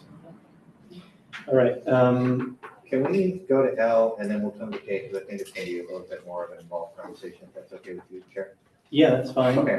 Hopefully I'm just I know, letting everyone, no, this to- isn't about you. Yeah. I mean, we appreciate your time. You Yeah. guys are working overtime. I'm just telling everyone here, we're now behind schedule, so I just want people to be aware of it. It doesn't mean we shouldn't be thorough. I mean, I'm willing to stay late, but I just want to let people know. So, okay, so UC Davis had reached out to us, wanting to talk about potentials to partner. And we had a great conversation with, myself and Public Health Director Brian Vaughn, met with some representatives from UC Davis to talk about some different ways that we might potentially partner. And it was kind of one of those calls where it's like, okay, this is a great call. And I was like, no, like, let's take action on some stuff, right? Like, let's commit to doing some stuff so that we don't just, not get to anything. And so the three things that they had identified as being really critical were improving access to mental health services for their students who are Medi-Cal beneficiaries. And so sometimes they have out-of-county they have students who are from a different county, and so they have different counties Medi-Cal, right? And so we're going to try to figure out a way to coordinate internally. The other thing is that some of their students that have Medi-Cal might not meet criteria for specialty mental health services that would be provided by the county, and they really need to work with the managed care plans. And we would like to help facilitate that conversation and make that introduction for them. Another thing that they identified was that their students need to increase access to substance use disorder services. And we're going to facilitate the conversation and make sure that we have the right people in touch with each other when that type of stuff happens. And that UC Davis students are aware of mobile crisis response, and that we're working to develop a stronger connection between our mobile crisis response and the university's health crisis response service. Did anyone have any specific questions about that? Ask them for the Was there any talk about having clinicians respond to mental health emergencies on campus? There was only, yesterday, the only talk was about making sure that students were more well informed about mobile crisis response. Okay, yeah, because what they have, like the existing mental health emergency services they have on campus are not with trained clinicians. So Right. Health 34 is kind of like lay counselors, they're not master's level clinicians, which the county has, but UC Davis doesn't. We totally understand that. We've been out, I've had a couple of conversations with Health 34, and we are planning to coordinate with them better to make sure that when they are going out and doing their level of response, if they identify a need, that they know how to activate our mobile crisis response. And we also, Kimberly, we have responded. On as mobile campus? crisis on campus. Okay. And I think, correct me if I'm wrong, Tony, but those conversations were sort of initiated from comments from this board, I believe. There was some, yes. So I'm There saying were- that. yeah. I'm saying that because, that's where, maybe even you, Kimberly, I don't remember, but someone had made a comment, there was some context made, and then there were more discussions between HSA and the university, which was really positive, and I think that partly came from this board, in part. Something else that I wanted to kind of clarify on, so you said that County Mobile Crisis has responded on the UC Davis campus. Is that a new development or has that been ongoing? I would have to check with my staff to find out how recently that's been, but as part of our co-responder model, having a Davis clinician who is available to respond out in the community, that's been something that we have done. Okay, yeah, because I guess like anecdotally, like even if the last year, like campus has their own response, and then Mhm. county people were not responding, so I'm. No, just I would thinking say that it's been more recent in the past few newer months. situation, okay. Yeah. And the other thing is there specific, so we were able, I think around June of last year, we got mobile crisis data from the county, like I think you provided it. Yep. I don't have it right in front of me, but That's okay, I remember. yes, but essentially, is there a way to get that for both the county and the campus and to get more specific metrics? Because I think it would be helpful to know kind of, Do you mean our mobile crisis response to the campus? no, just both like the county mobile crisis response and then also the UC like 911 system. mental Their health numbers? response. Their numbers, you see Yes, specific yeah. numbers, yeah. And because I think it would be like interesting to see like, hey, is there overlap between like the campus response and also the county response? Because again, anecdotally, like large student population, like it'd be interesting to see how much overlap there is. And if so, if UC Davis could potentially provide more support in like developing a bunch of different aspects of the mobile crisis response, especially maybe like funding for the receiving center. I can't speak for their data, right? We would certainly be willing to partner with UC Davis, and that's part of what we're trying to do, right? And if like analyzing and comparing our data sets would be helpful, then I wouldn't be opposed to that. Yeah, but I'm just like, is there a way we can get access to that data? I can't, like, again, I can't Yeah. speak to their, I Okay. can't speak to their data, like, you Yeah. know, I mean, we will certainly provide our data to this board if it's requested. I mean, they may have some confidentiality reasons why they can't. Well, it's just data, it's not individual. Yeah, it's data, so they're able to provide in general like 911 response data. Yeah. I'm kind of wondering if they have more specific stuff about mental health and like the types of calls, and if that would be useful in like future like mobile crisis planning. So Nithya has a comment, Nithya? Yeah, I just wanted to ask about if there's anything that we as part of NAMI at UC Davis can do to help with that last bullet that you mentioned about ensuring that UC Davis students are aware of mobile crisis response and also like Health 34 and anything else that came up at that meeting.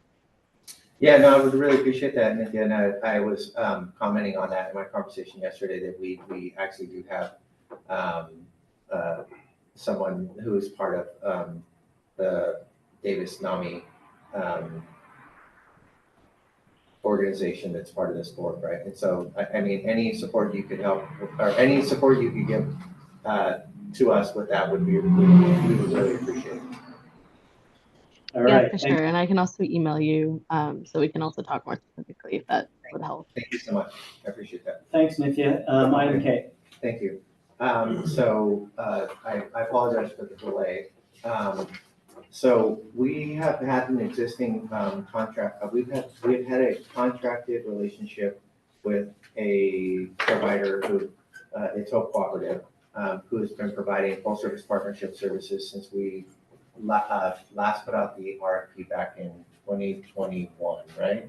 That was somewhere along those lines. So, as some of the members of this board will likely remember, we had made a decision to contract out the full service partnership services back then, and we selected two different providers. We selected Telecare and we selected Hope Hope Cooperative.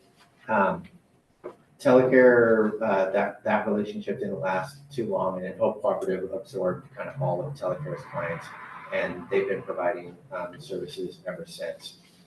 We've had some conversations with Hope Cooperative over the course of this last year, where there was some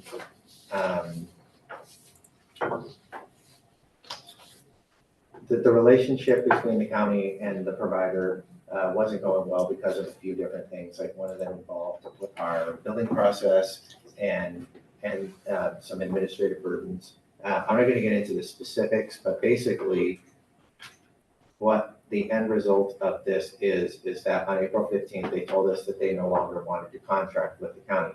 I want to make it really clear, right, that we did everything in our power to try to extend the contract, right? Like I was personally involved in these conversations. Samantha was personally involved in these conversations. There are people on line here, I can see who we all recognized that having this provider,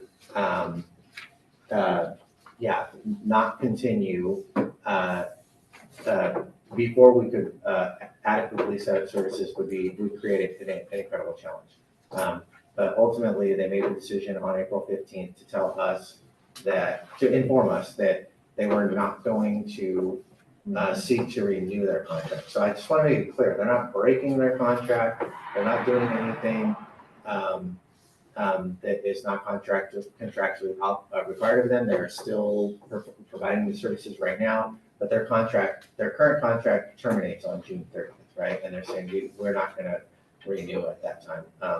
So because of that, we are having to find a way to provide services for the existing 270 clients that they're currently serving, right? And as you all heard me talk about a while ago, the county is experiencing some pretty significant budget challenges, right? So currently, we are looking at a plan to hire additional staff. We've received approval from the County Administrator's Office and the Department of Financial Services, despite our hiring freeze, to move forward with hiring some positions to start to build a program to support these clients. We're going to be transparent and say that we are likely not going to be able to build a program where we would be able to provide FSP level services for 200 clients. It's just not possible with our current economic situation. We are going to, our target is to try to provide FSP level services to at least 100 of the clients. We have 91 of these clients who are in supported housing, and we have agreements to make sure that we're providing FSP level services to individuals in those levels of housing. But it does not mean that we're not going to serve the other 107 clients, right? Well, we're actively working to connect those clients to existing resources. So Chris, I think you mentioned at the last meeting that we have a justice involved FSP program internally, and we were speaking very highly of it. And to the extent that any of these clients might meet criteria for that program, we're going to try to bring them in. We also have a contracted provider that provides services for children and transitional age youth, and it would be a pretty narrow window for this particular provider between 18 and 21, but any of these clients who might meet that criteria, we're going to try to connect them with that provider. We also are moving around some of our existing staff. So for example, if our children's mental health team is positioning themselves to take on any of the clients that are kind of in the age range that would be appropriate for them. And they're also going to be providing some support to our access teams to free up some of that team to provide services for some of these clients. So it's a lot of moving parts currently. We're doing an active internal recruitment to fill the positions because we know that we can fill the positions quicker. And that means it's going to impact other parts of the agency. So for example, we're doing an internal recruitment for clinicians. We anticipate that means we'll probably have social workers who take advantage of that opportunity. And then, now we have an impact in a different part of our system. But this is a critical issue, right, for us. And we're working to stand these services up as quickly as we possibly can. I really want to commend the efforts of our staff to quickly recognize and appreciate how important it is to get this moving quickly. We were on a call with a manager earlier today, and one of the things that they were doing was to prioritize individuals who have long-acting injectables, right, to ensure that they are getting evaluated and make sure that there's no lapse in medications, right? So there's a lot of different things that are happening to try to support all these clients. I've also been in contact with Partnership Health Plan because we're anticipating that we're going to have to make some room with some of the clients that we're currently serving who might be ready to step down to a lower level of care. And partnerships willing to kind of work with us and help us connect to providers who are asking for more client referrals right now. So we're pulling all of these different pieces together simultaneously, but just for whatever it's worth, it's a pretty big lift to try to do this in 2.5 months, right? And we did lose a little bit of time just because we received notification, but we really couldn't talk about it. So for example, at the last board meeting, I couldn't tell you because we hadn't notified the clients yet, right? So we're hustling to make it work. And I know that we have members of the public here who want to comment on it. So I'll stop and let you guys ask me whatever questions you have and go from there. All right, member comments or questions? Yeah, I just wanted to ask, how many more people do you expect to hire and how do those numbers compare to? So currently we're authorized to hire some 10 additional staff, right? 9.5 FTE, somewhere in that neighborhood. And the idea is you kind of have a 10-to-1 ratio with staff. So that's what leads us to believe that we could provide FSP level services to up to 100 clients. Okay, so that's with the funding that you currently have with Hope, that's what we'll cover, or how does the? So part of it is, so just to kind of get into the weeds a little bit, the current contract with Hope Cooperative is $5.1 million per year, but it's $2.4 million of MHSA funding, right? And so we're leveraging some of that funding to use for internal staff, right? And there's some other financial mechanisms that I don't really completely follow, right? But our fiscal people have assured us that we can do it, right? So I don't know how else to tell you that we've received approval to move forward on it, and it's definitely a priority for the agency and for this community to make it happen. So we're going to. Okay, but we don't know, the money has to come from somewhere, so is it pulling away from other things that? This money would not be pulling away from other things, Okay. So we had $5.1 million of dedicated funding in the first place, right? And Okay. it's not going to cost us $5.1 million to provide FSP level services to 100 clients, right? Okay, so it's about a lot. Yeah. Thank you. Yeah, no problem. Other comments or questions? All right, public comments. Do you have a public comment, John? I do. Go. Yes, thank you, John. Has the hiring for that started? So we're not answering questions here. If you want to make a comment, Okay, got it. So my concern with that is that this is a highly acute, highly mentally ill population. And just given the timing of where we are in the calendar, May 7th, this starts hitting June 30th, that if you don't have people out there engaging these folks prior to June 30th, a lot of them are going to fall through the cracks pretty quickly. So that's a concern I have as a member of the public.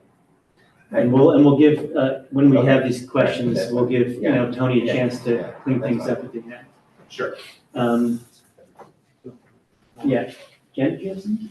No, do you have something, a comment? You don't have to, I just thought you might have a comment you want? No? Okay. All right. All right, any comments from those attending virtually?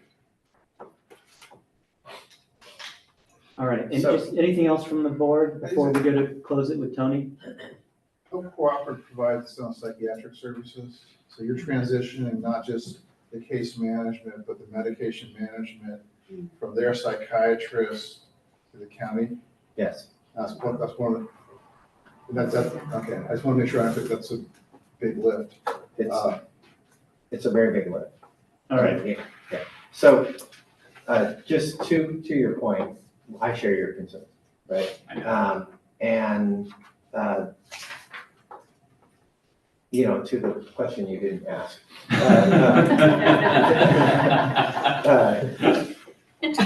I'll ask it. The strategy was to do an internal recruitment first. We knew we were likely going to be, taking staff from other areas of the agency, but it's such an urgent need that we cannot go through a traditional hiring process with external candidates, right? And it's because we share the concern that you have that we're like, we need to get people in these positions like today. right? So, we're moving as fast as we can with our county HR people and doing pulling all the levers and pushing all the buttons of the government bureaucracy to make things happen as quickly as they possibly can. But yeah, the recruitment has started, so we're hoping that we can have people in these positions within the next week or two. So I just want to say, to finish this, it's such a challenge. I know you have a challenge ahead of you. Glass half full guy here felt it was a really poor decision to do this in the first place, and I think a lot of people agree, because many of us felt that you guys could provide better services than contract out, and some of us felt it was a monetary decision, which wasn't the best decision for our community. So I'm just hoping that sometimes things have to get worse before they get better. So I'm trying to think positively. So. Sorry. Well, so I'll just tell you just to whatever extent you're willing to allow me to pontificate on some philosophical stuff, right? I've always had trouble with this half glass full, half glass empty. They're both. You know what I mean? You don't have to pick one or the other. They can be both at the same time, right? And there is a half glass full aspect to this. We have received loud, long, clear, like why you should be the one doing the FSD services from this community for years, right? This has just resonated, right? There is definitely a half glass empty aspect to this situation, right? And just to your point, we're focused on that part, right?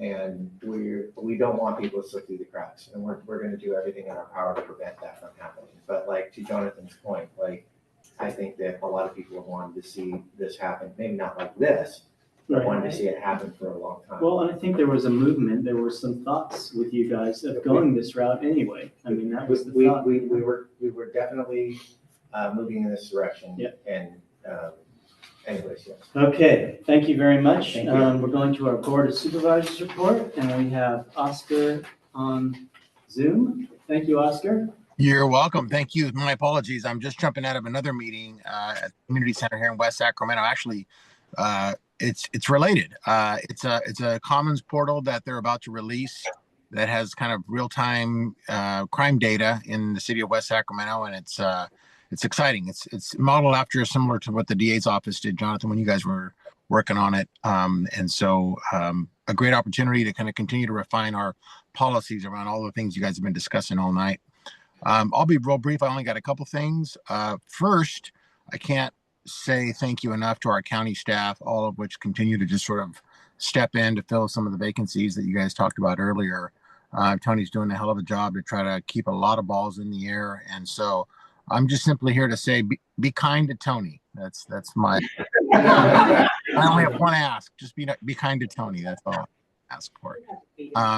And I say that because he's also responsible for now continuing to kind of refine and further refine our budget, because you've probably heard about that as well earlier in the meeting. And obviously we're going to continue to remain focused on prioritizing populations that are in the behavioral health plan. That's a no-brainer. But there are going to be some cuts, as you also talked about, that are going to be inevitable in some of the discretionary programs. And so we're going to lean on you and hopefully, channel a lot of that through your efforts to help us kind of continue to refine and make sure that we leave some skin on the bone when this is all over.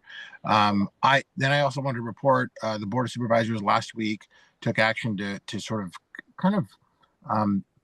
of find our way back to providing residential substance abuse services in Yolo County. Historically, the county had a contract with Cache Creek to provide these services. Probably not the best place to go to get treatment. Having worked in the Department of Alcohol and Drug Programs for nearly 20 years, residential services are critical. You can have as many outpatient services as you want, but if you don't have at least some beds in that residential space for those that need that prolonged, longer-term recovery support system, that is critical. So I'm excited that we're moving back into that direction. especially in light of kind of what we're talking about trying to do in terms of Prop 36 further down the road. And then also I'll leave you with this last one, and that is the board sort of shuffled the deck again on the hours for the behavioral health centers in Woodland, West Sacramento, and Davis. We expanded services in Davis and then reshuffled the deck in terms of the hours and the times available to the public on in West Sac, West Sac, Woodland, and Davis to continue to sort of provide services where people are. So that's it for me, unless there are any questions. Are you talking about the wellness centers? Correct. Okay. Thank you, Supervisor Vegas. Actually, I had a question. So, question. Oscar, I'm not sure if you were here for the Prop 47 presentation, I was not. but I brought up the importance of trying to sole source the treatment provision in our grant application, which is due June 23rd. The two previous grants had Communicare doing it, and I think we'd be more competitive if we did that and involved them in the grant design. And just for whatever that's worth, just bend your ear on that. Mission accomplished. All right, thank you. Okay, criminal justice report, Chris? I didn't have much other than the Prop 47. I don't know if you wanted to address anything on it. Did you want to say anything about the update? Any updates on, No, of course, well, anything, I mean, the programs are still being vetoed by the DA's office as far as the existing ones. That hasn't changed. You mentioned something about mental health court, but you were going to mention that. Yep, so I did have a conversation with the DA today, this morning, because I wanted to find out where he was at. One of the things that I recalled is this isn't the first time that we've put a hold on referrals. There was a situation where probation was hurting for staff, and they put a hold for a little while and then regrouped, and then same with the HHSA. But my point in talking to the DA was, wanting to push him and ensure that not only that mental health court would continue, which it will, although there's a pause on it, but as soon as possible, because that's really important to many of us, especially some of us that work so hard on that program. And what he told me was he was optimistic that he would resume referrals hopefully in the summer and hopefully even in June. And hopefully as Prop 36 gets up and running, then maybe sometime in the summer, referrals for mental health court would resume. So that was his message to me that I asked if I could share with all of you, and he said I could. So that's the update on criminal justice. All right, ad hoc reports. And we will have a chance for some public comments later in case anyone wants to comment. And I do have to say that I have, Maria, a work meeting at 8:15. I thought that would be easy to make. So I'm gonna, at 8:14, I'm gonna take it on my phone. I'm gonna run out of here so you may have to finish things up. Okay. I keep seeing that pen sticking out of your head, and I keep thinking someone has a hammer. Okay, ad hoc reports. Is there anything, and I hate to make this brief, from the site visits, and I still want to hear details at some point, but is there anything on the site visits? Do you want to describe it to me? Do you want to just cover briefly? Can you do it very briefly? And we Trying can to do be more. very brief. We went and saw a number of locations, one in Davis, one in West Sacramento, for outpatient services, others throughout Sacramento. I think probably the most compelling one was the ISU. It was kind of like the receiving chair. We got to see that one at Sierra Vista, which is actually kind of co-located with the hospital. So it's actually right across the parking lot, which is really convenient if you have to 5150 from that or back and forth. So that with the chairs, that facility was really eye-opening, and I thought it was I wasn't sure what I was expecting when I went in there, but it's only one person customer in there at the time, but I thought it was a great location, great idea, and they had a great setup. Yeah, everything we saw was very well maintained, caring people running it. I mean, everything that we saw, I would feel comfortable putting a loved one in that facility.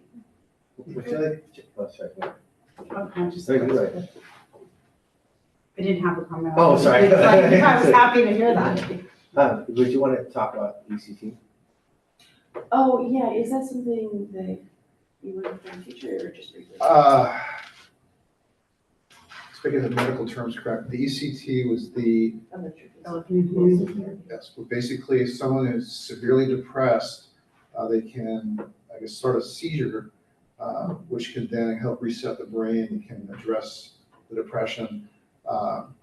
And I will confess, when I told my wife how neat that was, She probably looked at you very odd. she did, and that's part of the stigma issue, That's is correct. we wanted to come back and see if we could have a presentation on that, maybe joint with the health committee on that process and try and get the word out to break the stigma on that.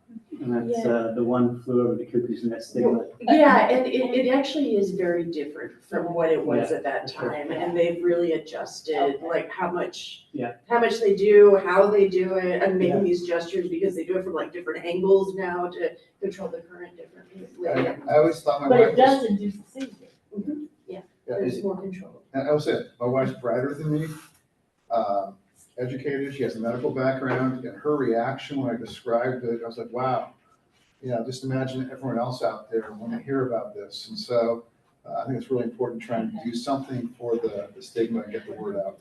All right, item 13, board officer nomination review, and we're gonna vote today. So I'm just gonna go through the slate. I think I can do it unless you'd like to. I'm just gonna You run aren't through it. supposed to do that. Oh, okay. Go then. Well, either you wanna do it or, but, I mean, we announced it at the last meeting. We did. And the slate is for chair, Meg Blankenship. Raise your hand, Meg. For vice chair, Sue Jones. And for secretary, Kimberly Mitchell. Are there any other nominations? Are there any other nominations? Are there any other nominations? Sorry, that's what Robert said you have to do. Do you need a motion? Since there are no other nominations, I will entertain a motion. I would move to Accept the slate. accept the slate and proceed with the vote. We don't have to vote. We You don't? accept the slate. Okay, There's no done. other candidates. Is there a second for that motion? Yes. All right. It's been properly moved and seconded that we adopt the slate unanimously. That's what we vote on. Okay. All in favor? Aye. Opposed? Unanimous acclamation. All right, and thank you to our committee for doing this. We appreciate it. Okay, congratulations. If you want to bring it up now, we'll discuss it later. Okay, so I'm wondering, most committees I've ever been on, I haven't been one on the county, is that the outgoing chair usually has a more formal role to kind of support. Obviously I have a vested interest in this, so, but just curious if that's something that we could entertain maybe next meeting, just to really see if we could solidify more of a, a handoff, yeah. I told Meg a moment ago, in spite of my comment, that was just in jest, and I would like to stay involved to whatever degree she wants and the officers want. So just think about that, and then maybe we'll bring it back at the next meeting. We'll bring it. So annual report planning, so we have an ad hoc committee, and that's Kimberly, Sue, Meg, and myself. Did I appoint you chair of that? I don't think it wasn't clarified. You're chair. Okay. And so what I'd like to do is, Here it started. could we all four of us get together and have some discussions before our next meeting? Yes. Okay, excellent. Long-range planning calendar. I'm not, should we push that? Push that? Okay, we're gonna need some discussion, so we're gonna push that off. And lastly, public comments. Anything from the whole meeting, if you want to comment. Jen? Jen Danzer, Nami Yolo County. I just wanted to comment on Jonathan's report from his conversation with the district attorney. I'm encouraged that mental health court will resume much quicker than we had originally thought. And I just want to continue to reiterate that mental health court is a critical program that is very important to NAMI and to the people that NAMI serves. Thank you. Any other public comments from those here in the audience? All right, any public comments from those appearing virtually? All right, I just, I want to say, and unfortunately she left, but maybe you guys can pass this message on. I want to thank Joan Flanell for her work here, kind of filling in the gap after Carlene left, and providing some level of support for all of you. Thank you, Tony. Thanks, Sam. We're sorry to see you go. And I know we have a steep hill to climb, but I think we can do it. So thank you all. And we made it. Thank you. Yay.